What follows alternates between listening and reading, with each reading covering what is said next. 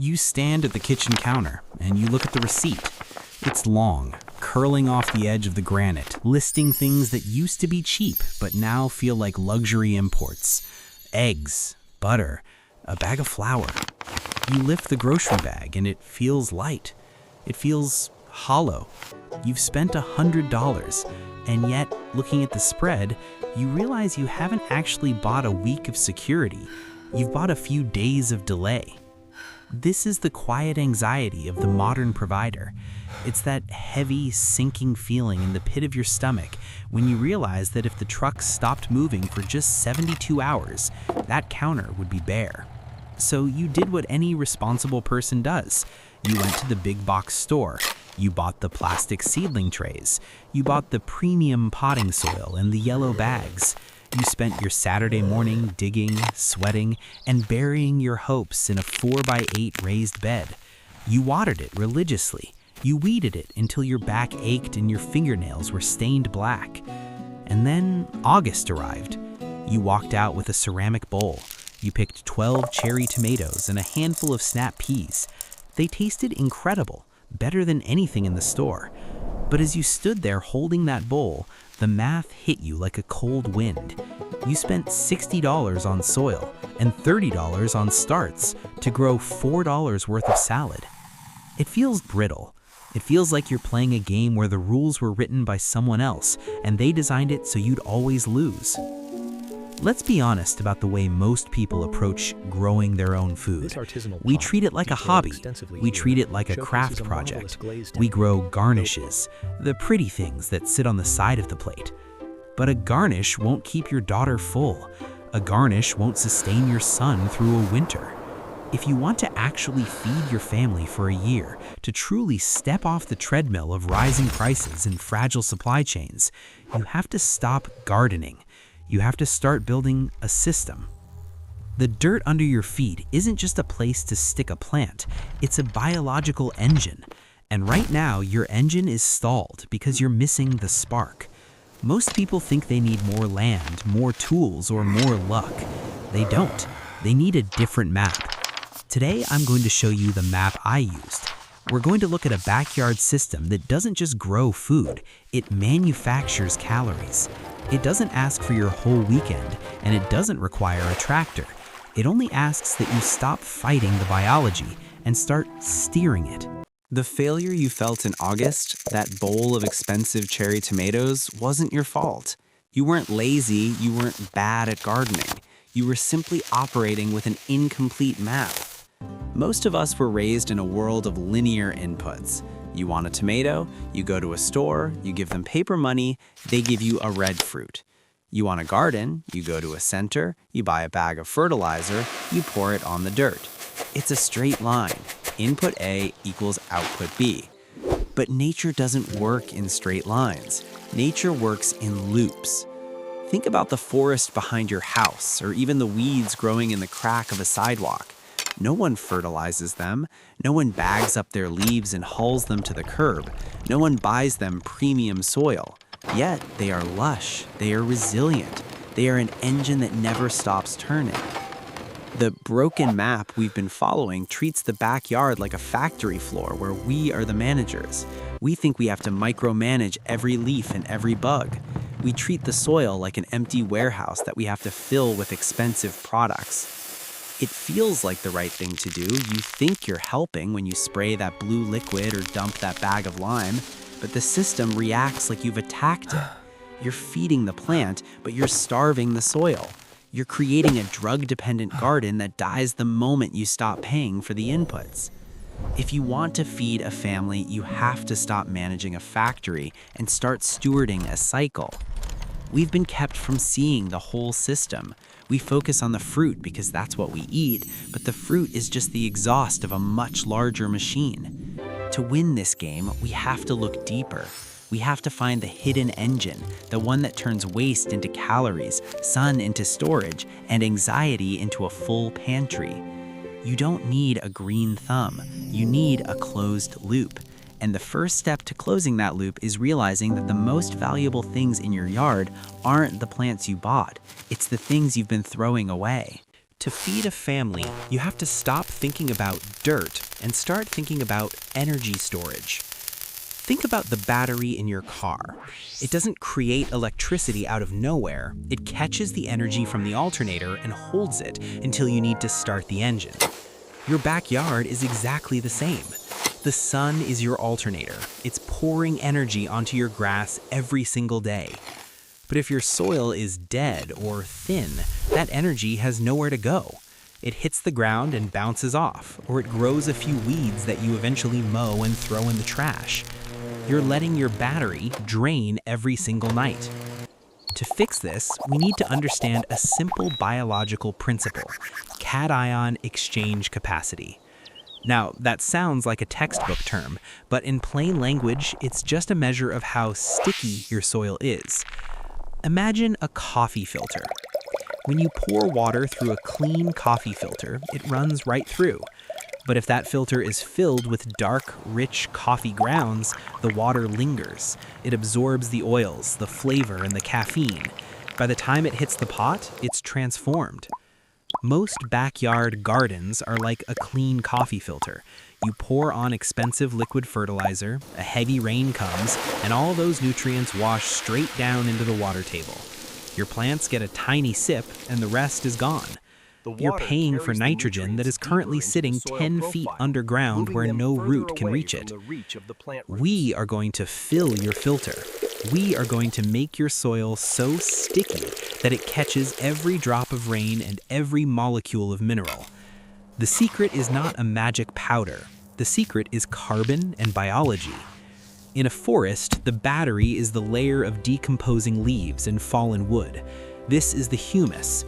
It acts like a massive microscopic sponge. It can hold 9 times its own weight in water. It holds on to minerals like a magnet holds on to iron filings.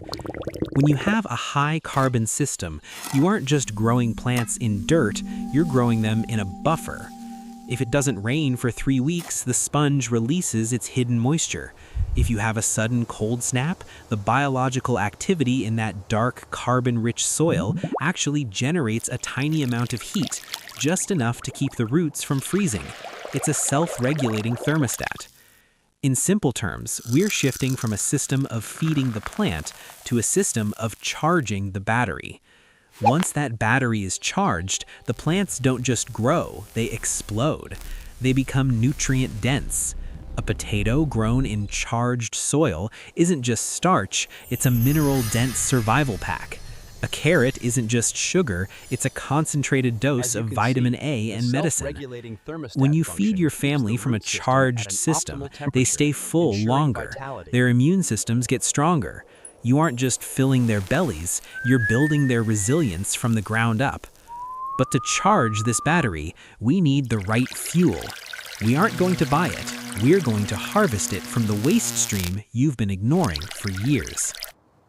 To feed a family, you cannot grow everything. If you try to grow every vegetable in the catalog, you will fail. You will spend your energy on things that have no calories and no staying power. We aren't building a garden, we are building a biogenic battery. To charge this battery and keep it running through the winter, we use the Core 4. These are the 4 pillars of a self-sufficient backyard. They aren't just plants, they are different types of energy currency. 1. The high-calorie anchor, the tuber. This is your base. In a survival situation, you don't live on lettuce, you live on starch. Potatoes, sweet potatoes, and Jerusalem artichokes are your storage tanks. The ratio is 50% of your space.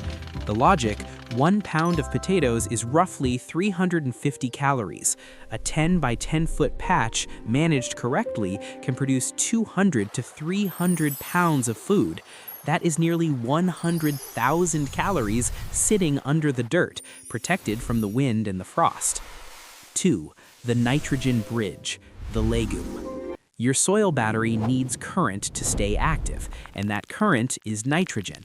Peas, beans, and clover are the only plants that can reach into the air and pull down fertilizer for free. The logic: we don't just grow these to eat the beans, we grow them to feed the soil. When the season ends, we don't pull the roots out, we cut the tops off and leave the nitrogen knobs in the ground to feed next year's anchor. 3. The mineral extract, the liquid gold. This is the state change reframe. Most people take their wood ash from the fireplace or their kitchen scraps and throw them in a pile. That is raw material. It takes months to break down. The reveal? We turn it into a liquid accelerator. By steeping wood ash and specific dynamic accumulator plants like comfrey or nettles in a bucket of rainwater, we create a mineral tea. The result? You aren't waiting for the earth to digest the food. You are giving the plants an IV drip of potassium and calcium.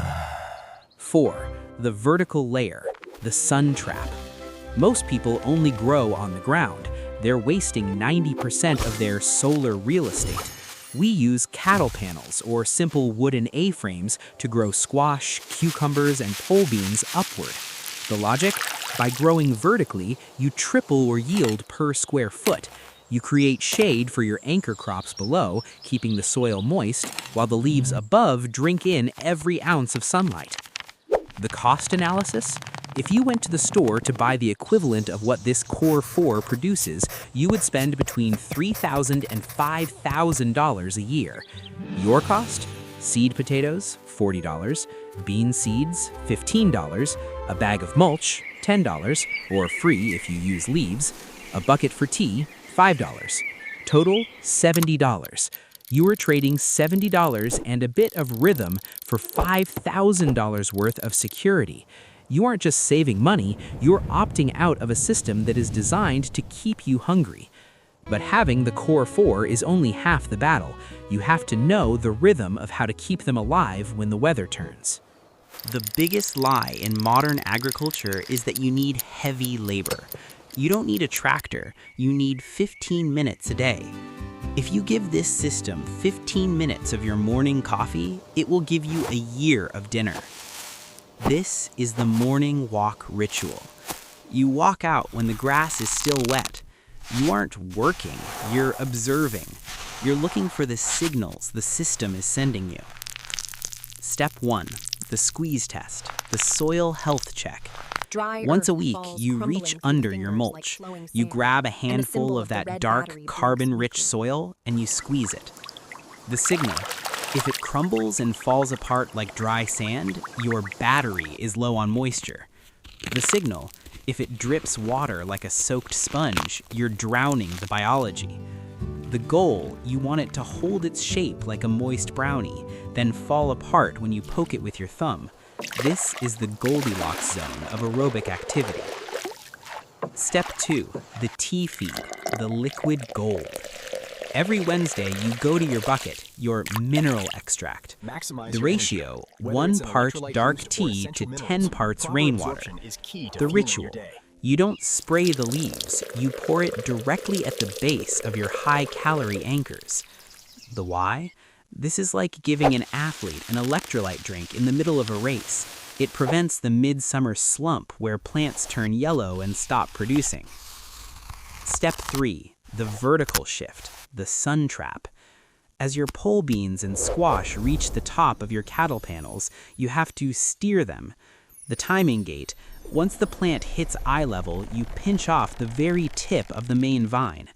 The result: this forces the energy downward. Instead of the plant trying to reach the moon, it puts all that sugar into the beans and the fruit.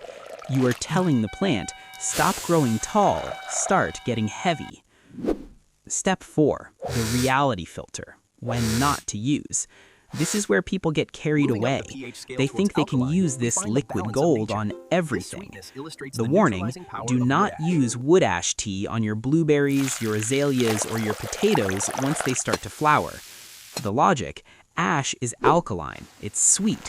Most berries and tubers need sour or acidic soil to finish their ripening process. If you force the wrong chemistry at the wrong time, you'll get massive green leaves but tiny, scabby fruit. Respect the chemistry of the state change. Step 5, the operational loop. As the sun begins to set, you close the loop. If you live in a place with cold nights, you pull your sun trap covers down over your vertical layer. The result, you've spent all day trapping solar current in the dirt and the stone borders. By covering it at night, you're putting a lid on the pot. You're keeping that heat inside, extending your growing season by 4, 6, even 8 weeks. This rhythm is not a chore, it's a conversation. You are watching the battery charge and discharge, and because you've built a system instead of a hobby, the work gets easier every year. The soil gets stickier, the loops get tighter. Soon, the 15 minutes you spend in the morning won't be about fixing problems. It will be about deciding which crate you're going to fill first. It's a Tuesday evening in late November. Outside, the wind is sharp, cutting through the skeletons of the trees you pruned back in October. The ground is starting to harden with the first real frost of the year. But you aren't at the grocery store. You aren't standing in a fluorescent-lit aisle, looking at a price tag on a bag of potatoes that has doubled since last month. Instead, you walk into your pantry. You pull a wooden crate from the bottom shelf. You feel the weight of it, solid, cold, and substantial. You reach in and grab a handful of potatoes. They still have a dusting of that dark, sticky soil on their skin. You grab a jar of the beans you dried on the vertical sun trap back in August. You smell the room. It doesn't smell like plastic or chemicals. It smells like cured onions, dry earth, and security. As you start to peel those potatoes, you realize something profound. You haven't just grown a meal, you've reclaimed your agency. You've opted out of a fragile global machine that doesn't know your name and doesn't care if you're full. Independence isn't a bunker, it is a dinner plate. Freedom isn't about buying more products or having a bigger kit. It is about needing fewer of them. It is about realizing that the sun, the rain, and a few forgotten biological loops are more powerful than any supply chain. I don't want you to go out and rip up your entire backyard this weekend. That is how people burn out. That is how the broken map wins.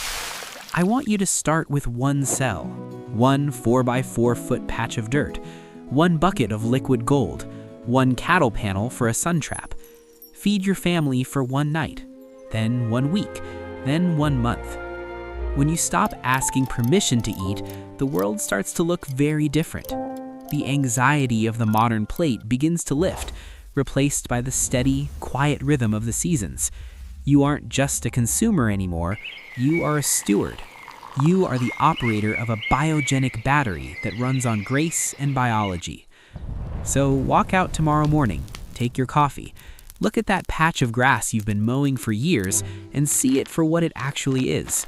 Stored energy waiting for a map. Start small, but start now. Because the best time to charge a battery was 10 years ago. The second best time is today.